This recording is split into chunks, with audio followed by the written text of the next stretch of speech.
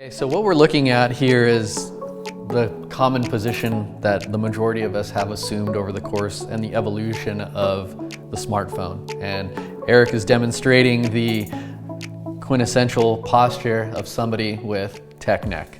And we're going to teach you guys how to utilize the back mate as a way of counteracting this posture, so this posture does not become chronic.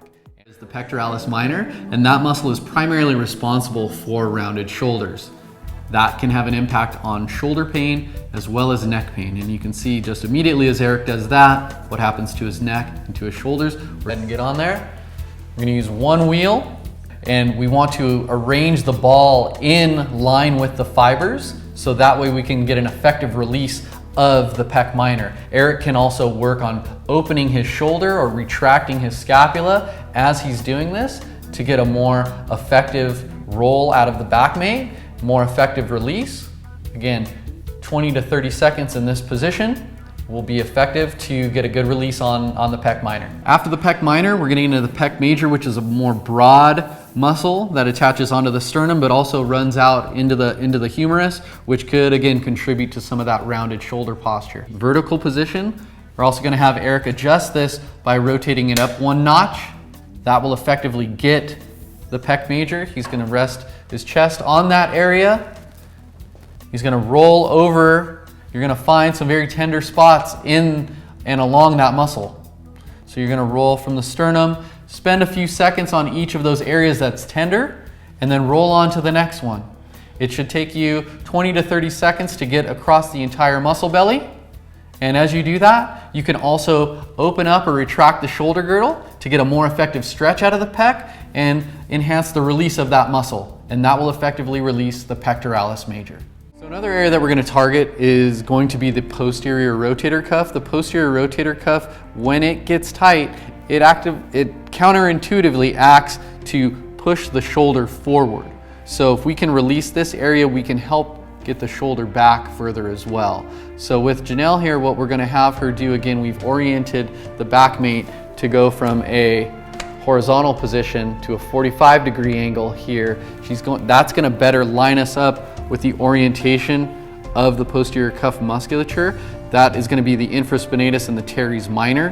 There's about 5 muscle bellies that make up there's 4 that make up the infraspinatus and 1 that makes up the teres minor.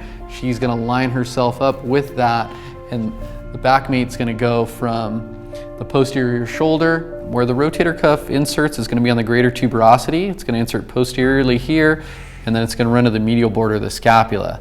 The orientation of the muscle fibers is like this, hence the orientation of the back mate and the direction that Janelle's going to roll. And if you find a tender spot on there, you can spend about 5 to 7 seconds on that to let it release and then move on to the next area.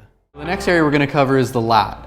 The lat specifically as it relates to the shoulder. The lat runs from the lumbar spine in this area known as the thoracolumbar fascia all the way up to the anterior part of the humerus. It is a primary factor in contributing to rounded shoulders as well.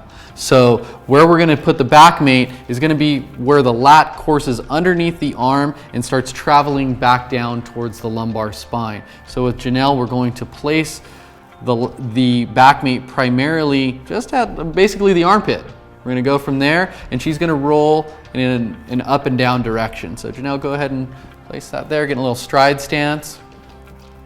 And the placement's going to be, again, right at about the fold of the arm. So the fold of the armpit, and you're going to get with the back mate the bulk of the muscle belly. You're going to find that area that's just going to, again, feel like almost like you're pushing on a bruise, but it's helping release that muscle so it can, again, help you improve the retraction of your scapula as well as being able to improve your shoulder range of motion, again, with the ultimate purpose of getting you out of that rounded shoulder posture.